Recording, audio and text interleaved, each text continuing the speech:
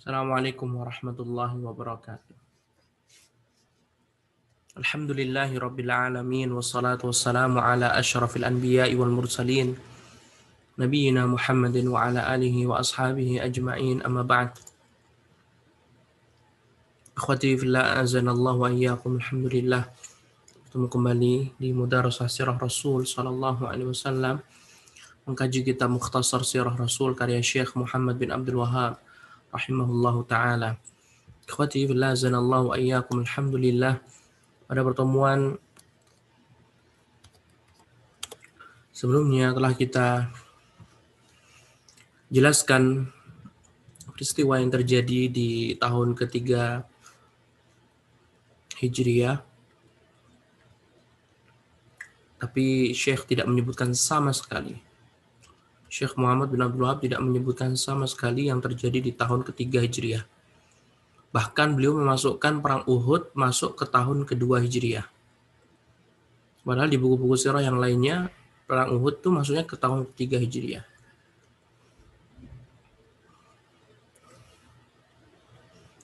Dan selesai dari tahun ketiga Hijriah ini, atau perang Uhud, beliau langsung membahas tentang tahun keempat.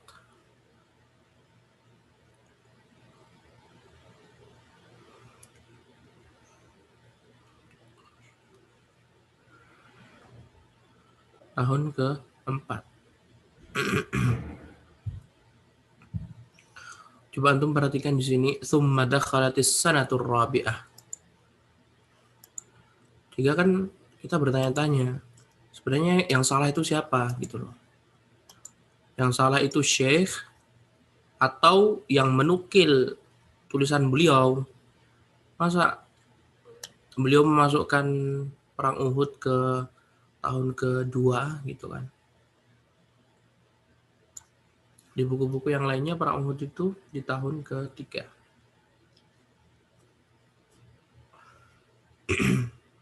Dan di sini tsumma dakhalatis sanatur rabi'ah. Masuk ke tahun keempat. Dan kalau kita mengatakan 3 ya berarti 3. Ya kemungkinan besar sih sekelas Syekh Muhammad bin Abdul Wahhab mungkin ini ya, mungkin yang nulis kali. Karena zaman dulu kan belum ada cetakan gitu kan, jadi murid-muridnya yang nulis. Makanya ada kesalahan seperti itu. Atau butuh penelitian yang lainnya dari makhtutah yang lainnya. Yang jelas yang masyhur, di tahun ketiga terjadi perang Uhud dan Hamra'ul Asad. Hamra'ul Asad adalah perang yang datang atau terjadinya perang Hamra'ul Asad setelah selang 1 hari dari perang Uhud. Kalau perang Uhud hari Sabtu, maka hari Ahadnya itu perang Hamra'ul Asad.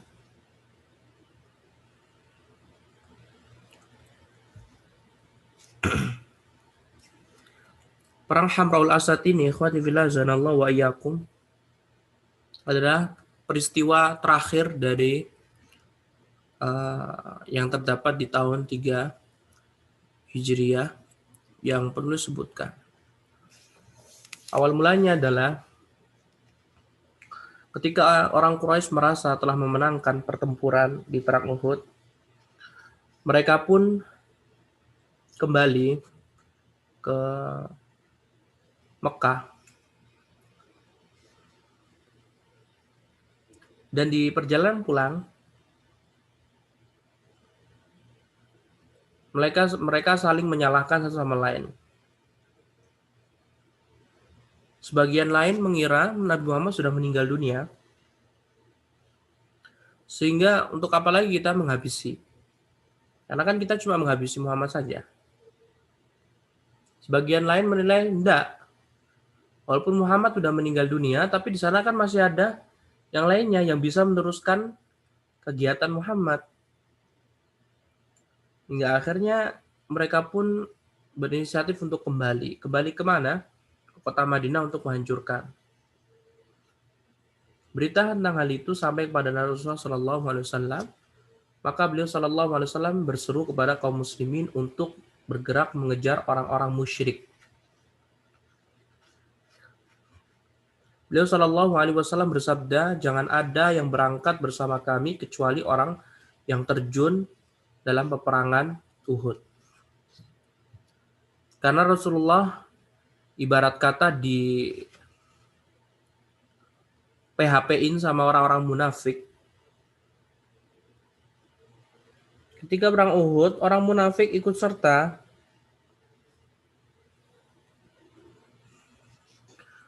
Sehingga pasukan kaum muslimin 1000. Ketika sampai di Syaut, orang munafik membelot. Gak jadi ikut pergi sama Nabi SAW. Bersama sepertiga pasukan kaum muslimin. Sehingga kaum muslimin cuma tersisa 700 orang saja. 700 orang harus menghadapi 3.000.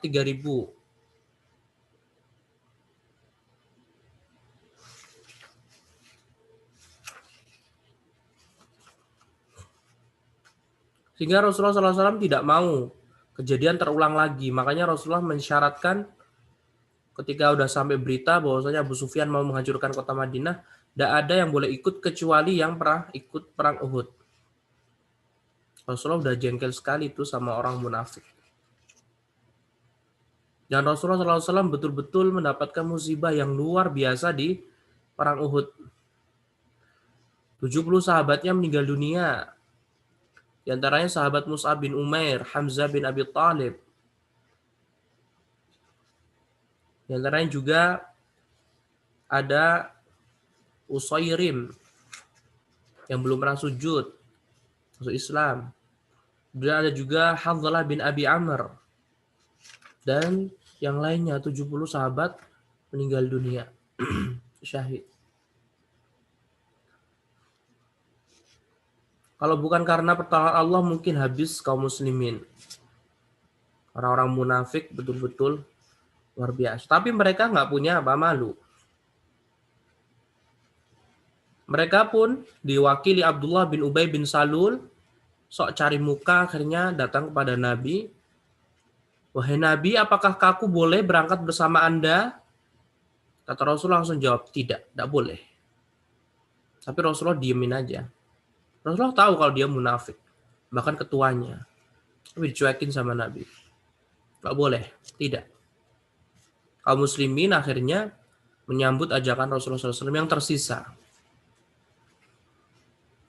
Sekalipun mereka diliputi luka-luka yang parah, Rasulullah antum bisa mengetahui, yang antum ketahui, kepalanya Rasulullah ibarat kata bocor, kena besi yang ada di pelindung kepala beliau, gigi seri beliau jatuh, patah, beliau terluka, berdarah, belum lagi para sahabatnya.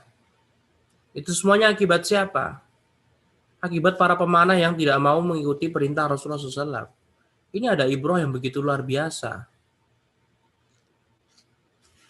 Seharusnya orang muslim yang zaman sekarang ini, mereka mengambil ibrah, mengambil pelajaran.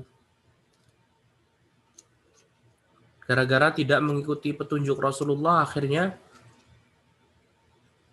Rasulullah SAW ditimpa kekalahan.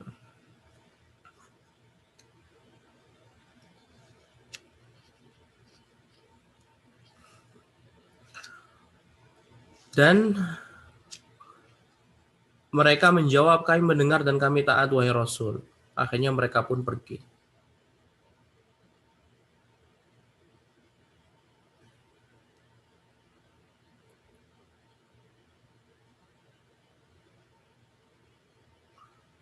Walaupun ada beberapa sahabat yang izin. Seperti Jabir bin Abdullah yang mengatakan kepada Rasul, minta izin, wahai Rasulullah, aku ingin kiranya setiap kali Anda berada dalam suatu pertempuran, aku menyertai Anda. Jabir bin Abdullah termasuk orang yang pertama kali masuk Islam dari kalangan muhajirin, termasuk orang yang berbaiat di tahun ke-11 kenabian.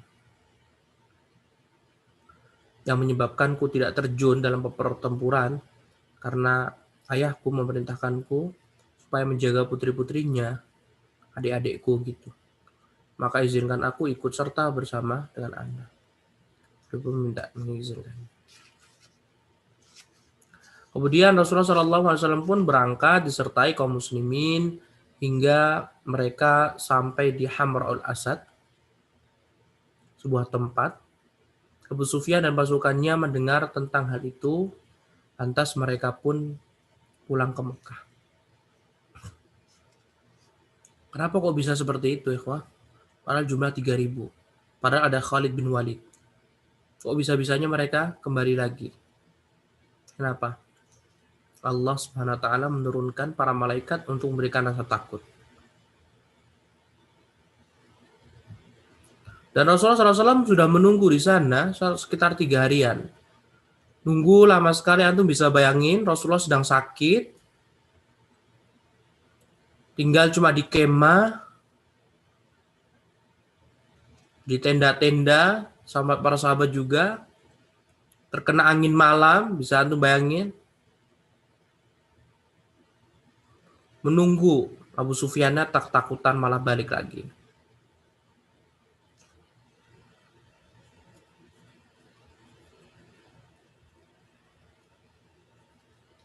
Karena Allah Subhanahu wa taala menurunkan rasa takut pada Abu Sufyan, akhirnya Abu Sufyan pun kembali. Dan di sini tidak disebutkan kejadian-kejadian yang lainnya seperti Hindun memakan hatinya Hamzah atau jantungnya Hamzah. Yang namanya buku ringkasan yang seperti itu. Terkadang buku ringkas atau meringkas sebuah buku, banyak hal-hal yang harus dibuang. Nah, di tahun ketiga juga tidak disebutkan oleh penulis, intinya Syekh Muhammad bin Abdul Wahhab menyebutkan di tahun ketiga itu ada 2 kejadian saja. 1 perang Uhud, yang kedua perang Hamra'ul Asad. Karena di sana ada kejadian yang lainnya disebutkan oleh ulama sejarah yang lainnya. Dan Rasulullah SAW di tahun ketiga menikahi Hafsah binti Umar, dan Rasulullah juga menikahi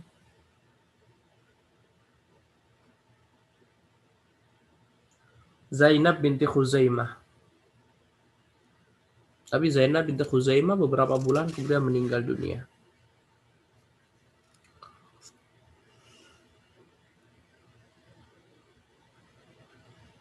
Kemudian ada juga pernikahan Utsman dan Ummu Kulthum. Nah,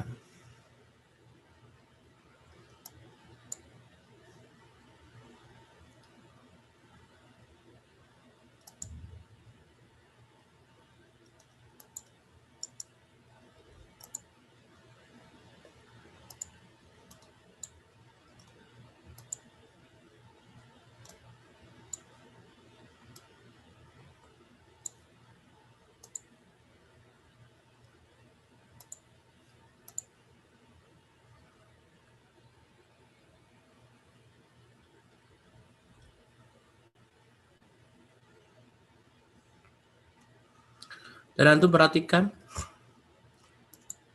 seringkas-ringkasnya buku. Ana tidak mengetahui apakah memang, Ana belum mengecek langsungnya di Syarah Ibnu Hisam, apakah di sana memang kejadiannya sedikit atau gimana sampai tidak disebutkan.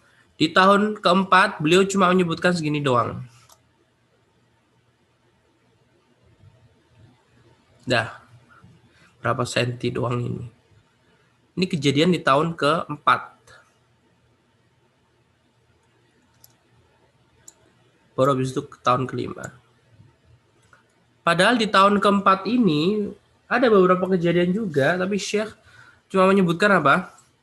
Pada tahun ini, tahun keempat, di bulan Safar, terjadi tragedi Khubaib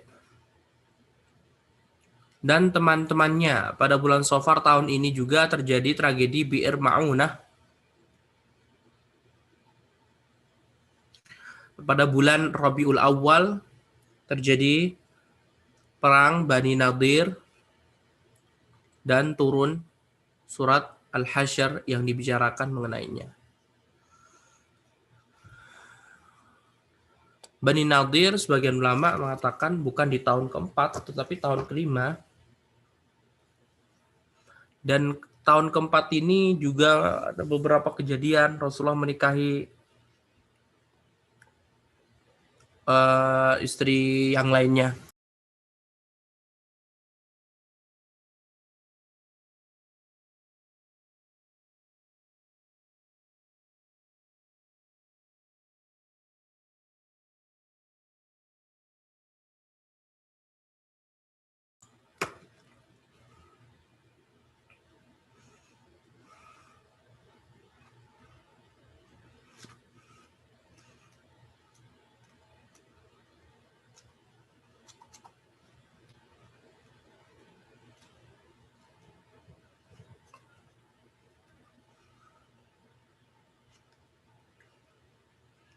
Di tahun keempat meninggalnya sepupu Nabi Abu Salamah, Abdullah bin Abdul Asad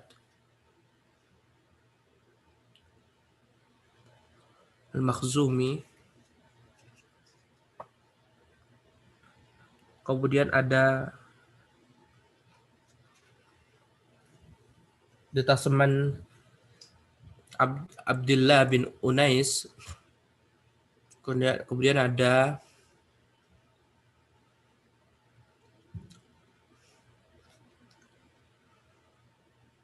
Bi'r Ma'unah.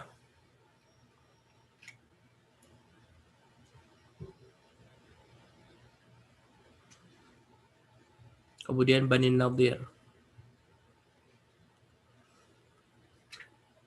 Kemudian perang Badar terakhir. Pernikahan Rasulullah dengan Ummu Salamah. Pernikahan Rasulullah dengan Zainab bintu Jahsy. Turunnya ayat hijab.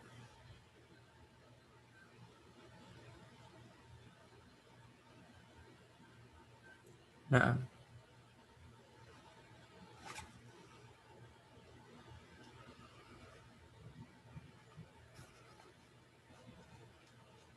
nampaknya Syekh Muhammad bin Abdul Wahab ini tidak memukul rata ya ringkasannya. Jadi beliau memilih kejadian-kejadian yang nampaknya banyak faedahnya, akhirnya beliau panjang lebarin gitu. Jadi nggak memukul rata.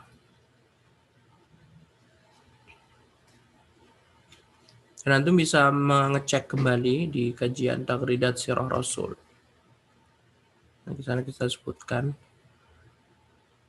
kejadian tahun keempat, detasemen Abu Salamah, kemudian Abdullah bin Unais, kemudian meninggalnya Abu Salamah, kemudian Syariah Ar-Raji, kemudian Bi'r Ma'unah yang 20 sahabat Nabi dibunuh ya, oleh kabilah Ri'al Zakwan, kemudian Usayyah. Ya. Kemudian ada perang Bani Nadir, Yahudi kedua yang diusir Nabi SAW. Kemudian Badar terakhir, Abu Sufyan keluar.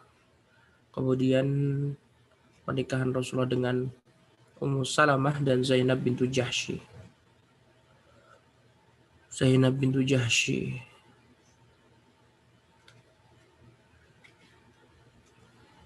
Sehingga istri Rasulullah SAW ada Khadijah, Aisyah, Saudah, Hafsah, Zainab bintu Khuzaimah. Di tahun, berarti Rasulullah tidak menikah itu di tahun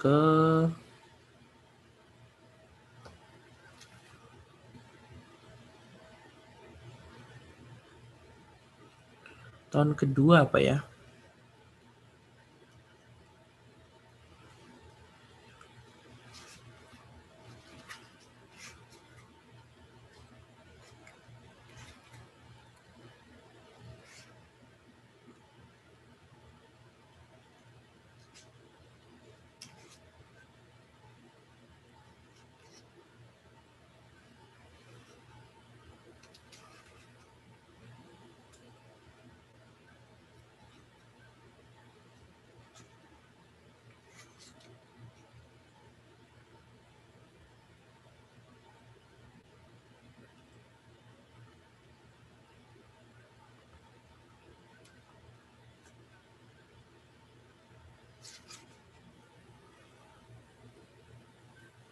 Nah, tahun kedua Rasulullah nggak menikah.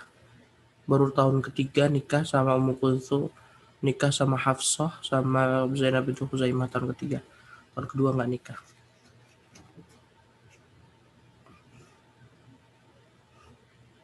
Bani Nadir tahun keempat. Nah, intinya kurang lebihnya Antum bisa ngecek kembali di Taghridat Sirah Rasul.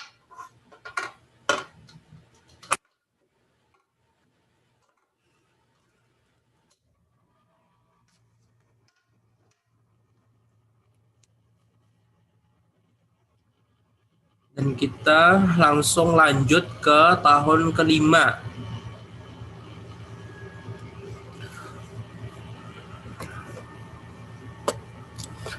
Tahun kelima di sini ada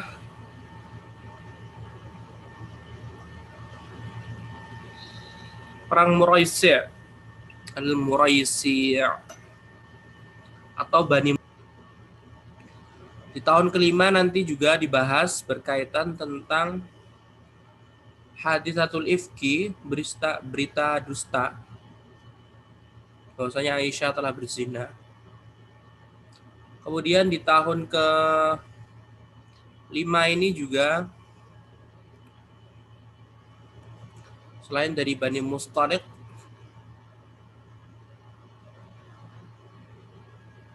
Rasulullah menikah dengan Juwairiyah bintul Harith. Kemudian juga ada perang Khandaq. Kemudian perang Bani Quraidah. Nah, itu tahun kelima.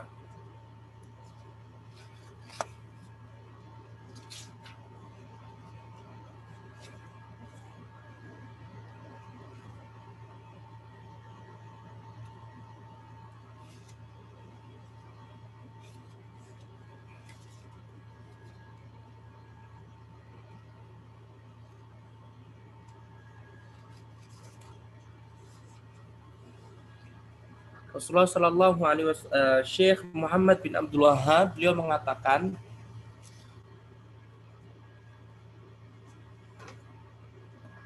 tahun kelima.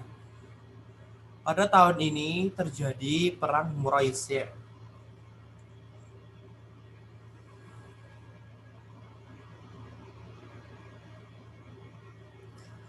melawan Bani Al-Mustaliq. Bani Mustaliq ini juga Yahudi ya, ikhwan.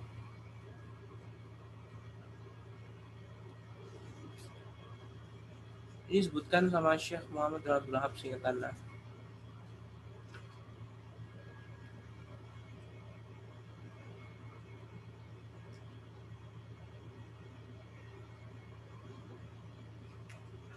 Pembangunan masjid.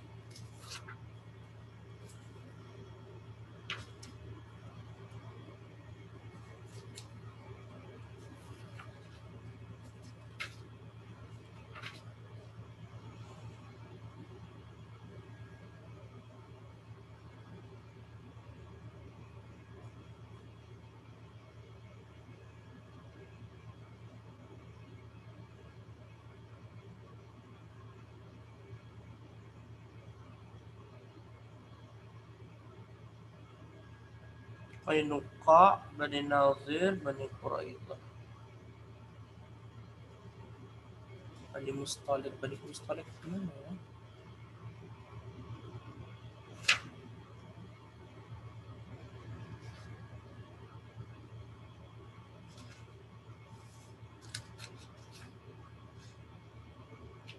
Ayo, kita lanjutkan. Tahun kelima, pada tahun ini terjadi perang Muraisi' melawan Bani Mustaliq.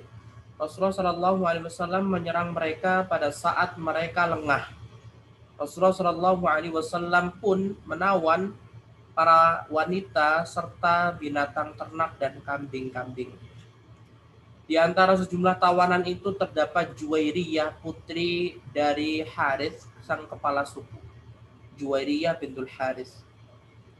Ia jatuh dalam jatah rampasan perang milik Sabit bin Qais.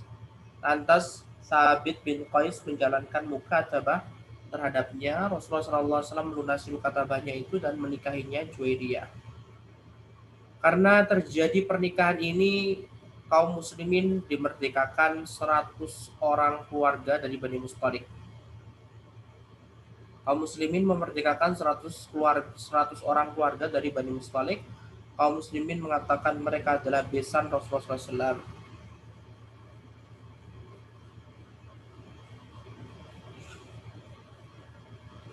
Dan pokoknya kalau antum ingin memperdalam, antum bisa mengecek di sana di Taghridat Sirah Rasul. Karena nggak semuanya kita bawa ke sini.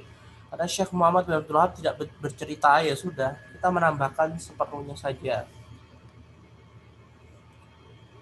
Kemudian setelah itu ada kejadian Hadisatul Ifki. Qissatul Ifki, berita bohong. Pada perang inilah, maksudnya perang Bani Mustalik, terjadi kisah tersebarnya berita bohong. Kisahnya Aisyah radhiyallahu taala anha ikut berangkat bersama Rasulullah SAW berdasarkan undian. Begitulah kebiasaan Nabi SAW dengan para istrinya.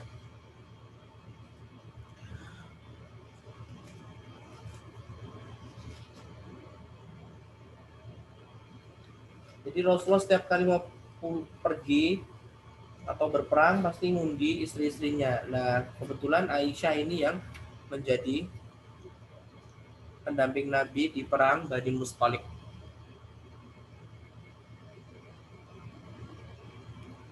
Dalam perjalanan pulang, kaum muslimin singgah di beberapa tempat. Ketika itu Aisyah keluar untuk satu kebutuhan. Kemudian kembali saat itu Saat itu Aisyah kehilangan kalungnya, maka ia kembali untuk mencari kalung tersebut. Orang-orang yang mengangkat sekedupnya Aisyah datang dan memikul sekedup itu, tempat yang biasanya naik onta itu loh. Kalau wanita-wanita raja itu ya seperti itu. Itu namanya sekedup bahasa Indonesianya. Mereka menyangka Aisyah sudah berada di dalam. Karena Aisyah waktu itu masih muda usianya dan kurus. Setelah menemukan kalung Aisyah kembali ke tempat persinggahan, ternyata sudah tidak ada orang lagi yang memanggilnya atau menjawab panggilannya. Aisyah pun duduk di dalam tempat persinggahan, menyangka bahwa mereka pasti mencarinya dan akan kembali kepadanya. Saat itu ia terserang kantuk tidur. Ia tidak bangun sampai dibangunkan oleh Sofwan bin Mu'attil. Inna lillahi wa inna ilaihi raji'un. Istri Rasulullah sallallahu alaihi wasallam. Dah diam. Karena sebelum kejadian ini, Sofwan bin Mu'attil dia pernah melihat wajah Aisyah karena belum ada perintah menutup jilbab begitu ya, cadar gitu. Kan menutup jilbabnya kan di tahun ke-5, tahun ke-4. Nah, setelah menikah dengan Ummu Salamah dan Zainab bintu Jahsy, barulah diturunkan untuk menutup cadar atau memakai cadar atau menutup muka. Sehingga sahabat pun mengenali, oh ini Aisyah nih. Nah, tiba-tiba Aisyah ketika bilang inna lillahi wa inna ilaihi raji'un, Aisyah pun langsung menutup cadarnya, menutup mukanya. Sofwan tertinggal di belakang pasukan dikarenakan ia banyak tidur. Beneran gak nih? Kok sahabat banyak tidur sih?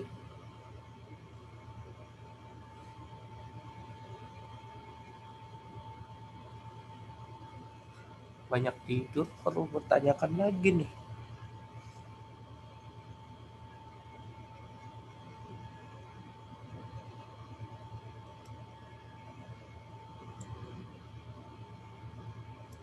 Sahabat Nabi loh ini. Dicek lagi pokoknya. Masa yang jelas Sofwan bin Mu'attil itu dia itu tugasnya menyisiri tempat-tempat, bukannya banyak tidur.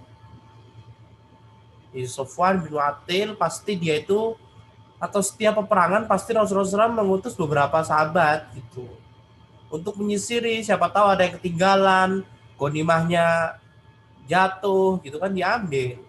Bukan banyak tidur. Masa sahabat banyak tidur? Nah,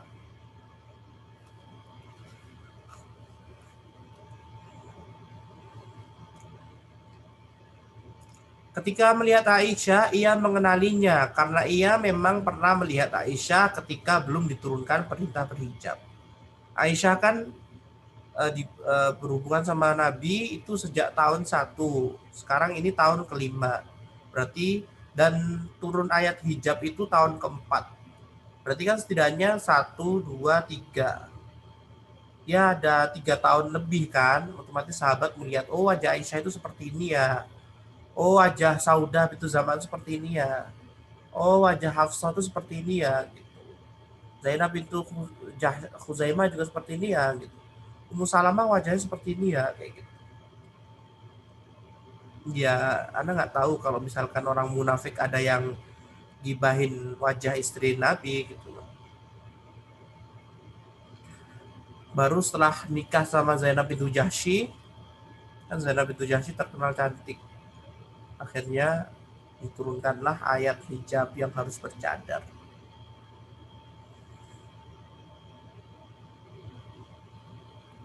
Lantas menundukkan untanya, Aisyah pun lantas apa?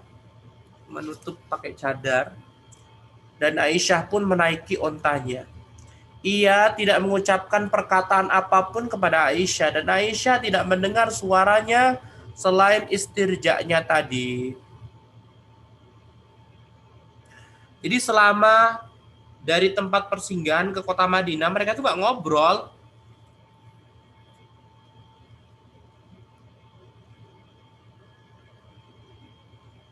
Tapi dituduh sama orang-orang bahwasanya mereka berdua telah berzina. Kemudian ia berjalan menuntun Aisyah sampai akhirnya datang dengannya. Menuntun Aisyah ini maksudnya menuntun ontanya ya, bukan berarti menuntun tangannya Aisyah, tidak. Sampai akhirnya datang dengannya ketika pasukan beristirahat di tengah hari. Melihat hal itu, orang-orang pun memperbincangkannya sendiri-sendiri. Gibahlah. Didengar orang-orang munafik, Abdullah bin Ubay bin Salul pun tak menyia-nyiakan kesempatan untuk melampiaskan kemunafikannya dan kedengkiannya. Ia mulai menyebarluaskan berita bohong, mengait-ngaitkan dan menyaringkan, sedangkan kawan-kawannya mencari muka kepadanya dengan ikut menyebarluaskan berita bohong itu. Ini kasusnya udah sampai di Madinah ya, tapi kenapa kok di sini tertulisnya di tengah hari melihat, ini membincangkan beristirahat di tengah hari. Ketika pasukan beristirahat, cek. Falamma qadimul Madinah afadha ahlul ilmi wa Rasulullah sallallahu alaihi wasallam. Falamma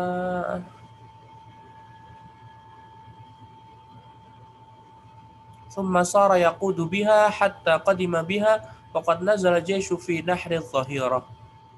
Ini apa arti dari waqad nazala al-jayshu fi nahwi adh-dhahirah?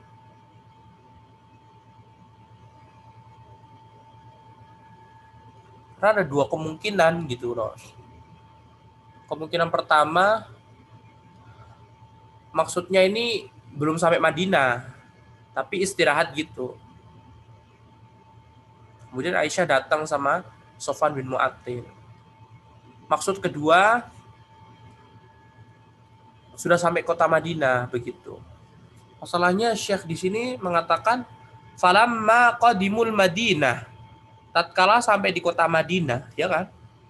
Berarti tadi ibarat kata nih, ada di tempat A, Tempat B, tempat C. C itu kota Madinah. Aisyah di sini di A sama Sofwan bin Mu'attil. Kemudian dibawa ke tempat B. Nah, disinilah tempat B ini mulailah Abdullah bin Ubay bin Salul dan teman-temannya menyebarkan. Baru sampai C baru tersebar persoalan apa? Ini. Kalau dalam versi yang lainnya nggak ketemu sama Jaish itu kecuali udah sampai di Madinah. Jadi misalkan A langsung ke C gitu, nggak ada pertemuan ke B. Nah, baru ketika Sofwan bin Mu'attil dengan Aisyah sampai di kota Madinah, orang-orang melihatnya, termasuk pertama kali yang melihatnya adalah orang-orang munafik. Kemudian orang munafik pun menyebarluaskan berita kebohongan tadi. Kemudian setelah itu Aisyah pun nggak tahu apa-apa, langsung diturunkan di rumahnya dong. Nah, dan Rasulullah pun juga nggak ngeh waktu itu kalau Aisyah itu ketinggalan begitu. Ya sudah, di rumah Aisyah sempat sakit dan ditolong sama Nabi, dikasih ini, ala kadarnya saja. Anda bisa cek kok, kita sudah membahas panjang lebar di pembahasan Taghridat Sirah Rasulullah SAW. Kita cuma baca di sini, mentaklik saja. Kemudian ikhwati fillah azanallahu wa iyyakum, setelah itu ketika pasukan sudah tiba di kota Madinah, para pembuat rumor pun semakin santer menyebarkan berita-berita bohong tersebut. Sedangkan Rasulullah SAW diam tidak berbicara. Kemudian beliau meminta pendapat para sahabatnya tentang perlukah beliau menceraikan Aisyah. Ali menyarankan untuk menceraikannya. Makanya sebagian ulama ada yang mengatakan peperangan antara Ali dan Aisyah di perang Jamal ya, itu adanya apa? Adanya unsur karena Ali ini pernah bilang sama Nabi, udah ceraikan aja Aisyah. Lagi pula juga masih banyak kok wanita-wanita lain gitu. Katanya sih seperti itu. Sebagian ulama ada mengatakan seperti itu. Tapi nggak usah kita terlalu perdalam perselisihan para sahabat. Nah, tilka ummatun qad khalat. Nah, kemudian Ali menyarankan untuk menceraikan. Sedangkan Usamah bin Zaid menyarankan tetap mempertahankan. Usamah bin Zaid umurnya lebih muda daripada Ali bin Abi Thalib. Usamah bin Zaid putra dari Zaid bin Harithah. Ibunya Usamah adalah Ummu Aiman Barakah Al-Habsyiyah. Usamah ditanya sama Rasulullah, Usamah bagaimana menurutmu tentang Aisyah? Kata Usamah, Aisyah bagus, jangan diceraikan Rasul. Nah, ujian pun semakin lengkap karena Allah menahan turunnya wahyu yang berkaitan dengan masalah Aisyah selama 1 bulan. Itu bisa bayangin 1 bulan tidak ada wahyu sama sekali turun yang menjelaskan bahwasanya Aisyah ini betul-betul suci, tidak berzina begitu. Agar kaum mukminin bertambah iman dan keteguhannya di atas keadilan dan kejujuran. Sedangkan orang-orang munafik bertambah kebohongan dan kemunafikannya. Jadi Allah sengaja itu. Biar orang munafik semakin banyak, akhirnya dimasukkan dalam neraka, kerak neraka paling dalam. Innal munafiqina fid darkil asfali minan nar. Nah, serta agar sempurna penghambaan yang dikehendaki dari Aisyah Siddiqah dan kedua orang tuanya, agar nikmat Allah pada mereka sempurna. Nah, jadi Allah ingin mengangkat derajat Abu Bakar As-Siddiq, keluarganya termasuk Aisyah nanti. Juga agar Aisyah tidak berharap kepada makhluk dalam memperoleh pertolongan dan jalan keluar. Dan ini terbukti Aisyah enggak bermohon kepada makhluk. Aisyah cuma berdoa sama Allah saja.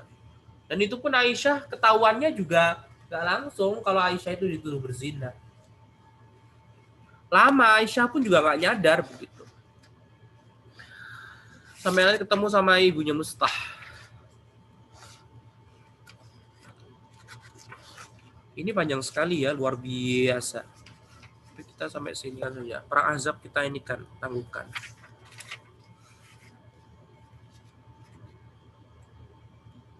Nah, kemudian saat itu ia ditemani oleh kedua orang tuanya. Beliau memuji Allah, kemudian bersabda, "Wahai Aisyah," ini singkat cerita ya. Namanya betul-betul bukunya ringkasan ya, akhirnya ceritanya juga ringkasan. Jadi kitanya yang mau nggak mau harus mendetailkan. Karena ini adalah lanjutan dari buku Taghridat, maka mau nggak mau antum harus mendengarkan pertama Taghridat Sirah Nabawiyah. Kemudian saat itu ia ditemani oleh kedua orang tuanya, Abu Bakar dan Ummu Ruman. Aisyah dengan Asma itu beda ibu, tapi satu bapak. Abu Bakar As-Siddiq memiliki beberapa istri. Kalau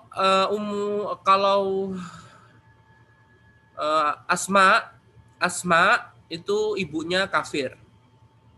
Pernah dia cerita sama Nabi, "Wahai Rasul, ibuku belum beriman. Bagaimana nih?" gitu.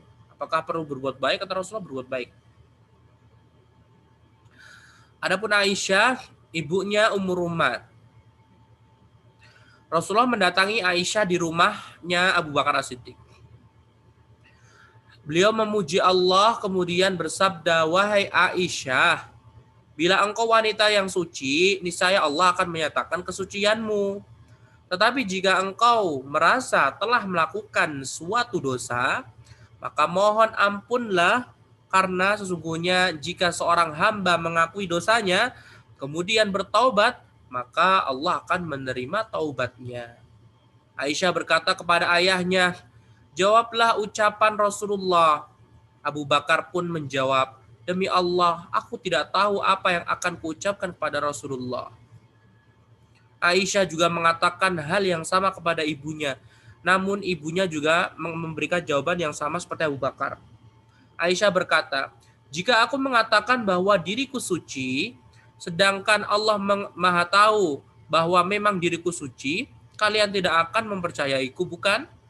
Aku tidak memiliki perumpamaan seperti antara diriku dengan kalian seperti ayah Yusuf, Yakub. Fasabrun jamil wallahul musta'anu ala ma tasifun."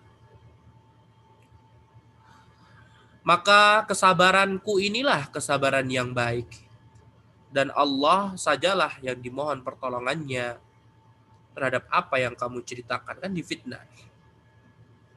Aisyah pun berkata, "Maka turunlah wahyu kepada Rasulullah SAW.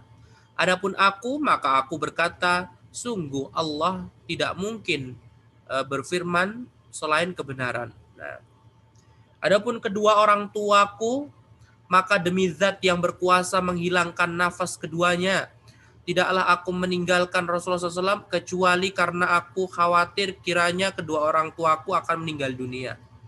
Perkataan yang pertama kali diucapkan oleh Rasulullah SAW adalah, "Sedangkan Allah, wahai Aisyah, telah menyatakan kesucian dirimu."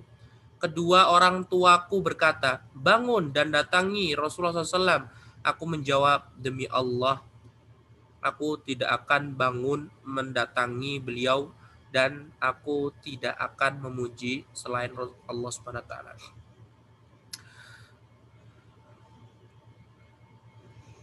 Jadi ikhwah, ada kelebihan kekurangannya ketika kita mengkaji. Kalau kita mengkaji seperti kitab Taghridat Sirah Nabawiyah, dia ringkas-ringkasnya. Kelebihannya itu bisa mendapatkan ilmu secara mudah, lebih enak didengarkan gitu kan. Karena yang berkisah Anda yang mengatur semua kisahnya dari berbagai sumber. Tapi kalau misalkan membaca buku seperti ini, buku yang Masya Allah ini, 300 lebih halaman, 350 halaman, ya kita mau nggak mau harus berpegang teguh dengan apa? Terjemahan, ditaklik seperti itu. Karena kalau sistem nanti anak yang menyampaikan nanti lama, nanti butuh ini. Jadi memang harus berpegang teguh. Itu sistem kalau mau membaca buku. Kalau kajian-kajian memang bagusnya buku-buku yang tipis-tipis gitu. Di ustadznya nanti yang menjelaskan. Kalau buku tebal-tebal seperti ini cuma memang buat bacaan, kemudian ditaklik, singkat-singkat seperti itu. Kemudian ikhwati fillah azanallahu wa iyyakum, setelahnya apa ini hisan? Konon kok hisan sih? Ya Allah. Hasan ini terjemahnya gimana sih hisan? Hasan bin Thabit, penyair Nabi SAW.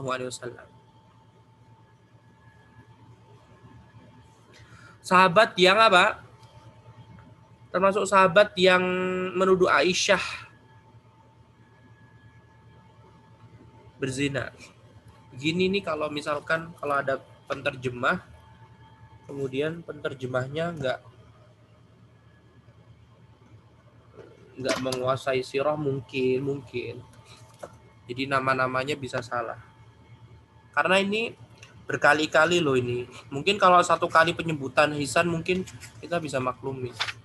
Ya nggak masalah sih, karena sirah juga susah untuk dipahami. Siapa yang bisa hafal banyak nama orang? Berikut kejadiannya. Di sini Syekh Muhammad bin Abdul Wahab tidak menyebutkan 3 orang yang dicambuk sama Rasulullah SAW. Bahkan Syekh Muhammad bin Abdul Wahab pun beliau ibarat kata nih kayak meringkas ini sampai beliau pun mengatakan apa? Ila akhiril qissah. Dah. Ibarat kata beliau nggak mau menjabarkan. Ente antum yang kalau mau ini ya cari buku lain gitu. Sampai mengatakan ila akhiril qissah, sampai akhir kisah. Karena ibarat kata antum harus mencari buku yang ini. Jadi ada 3 orang yang ini sama Nabi SAW. 3 orang sahabat yang betul-betul memiliki andil penyebaran terbesar. 1 perempuan, 2 laki-laki. Tapi di sini cuma disebutkan 1 orang saja. Hasan konon termasuk salah seorang yang ikut berbicara bersama orang-orang yang menyebarkan berita bohong. Maka ia bersyair sebagai ungkapan permohonan maaf dan pujian kepada Aisyah. Ya. Kemudian kita nggak usah baca syairnya. Intinya pujian tentang Aisyah nih. Segini syairnya Hasan bin Thabit. Aisyah tidak suka jika diceritakan kepadanya tentang sesuatu hal yang lebih buruk daripada Hasan. Di sini Hisan lagi. Aisyah berkata sesungguhnya Hisan ketiga kalinya adalah orang yang pernah mengatakan sesungguhnya ayah ibuku kehormatanku menjadi perisai jadi kehormatan Rasulullah. Maka mengenai hal ini Allah menurunkan awal surat An-Nur. Nah, intinya ila akhiril qissah. Syekh Muhammad bin Abdul Wahab sendiri juga nggak mau terlalu menceritakan lebih dalam. Nanti bisa ngecek nanti di buku aslinya. Kemudian berkaitan tentang perang Ahzab atau perang Khandaq, dan ini panjang sekali, mungkin membutuhkan waktu kesempatan yang akan datang. Nah, intinya ikhwati fillah zanallahu wa iyyakum, di tahun kelima Hijriah ini Rasulullah SAW ada perang Khandaq yang terkenal, kemudian Bani Mustalik, kemudian Hadithatul Ifki, Aisyah dituduh berzina, kemudian Rasulullah menikahi Juwairiyah bintul Harith. Nah, jadi Rasulullah ini tahun 1-2 ini enggak nikah sama sekali. Nikahnya mulai tahun 3, 4, 5. Nah, menikah. Rasulullah menikah menikahi 3 orang ya. Jadi di Mekah Rasulullah menikahi 3 orang. Tapi Syekh juga tidak. Nampaknya Syekh Muhammad bin Abdul Wahab ini jarang sekali ya menyebutkan atau perihal tentang pernikahannya Rasulullah SAW. Nggak tahu kenapa. Apa mungkin nggak disebutin di kitab aslinya? Nah,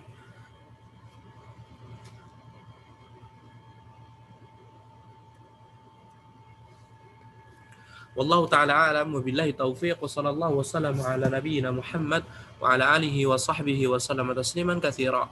Assalamualaikum warahmatullahi wabarakatuh.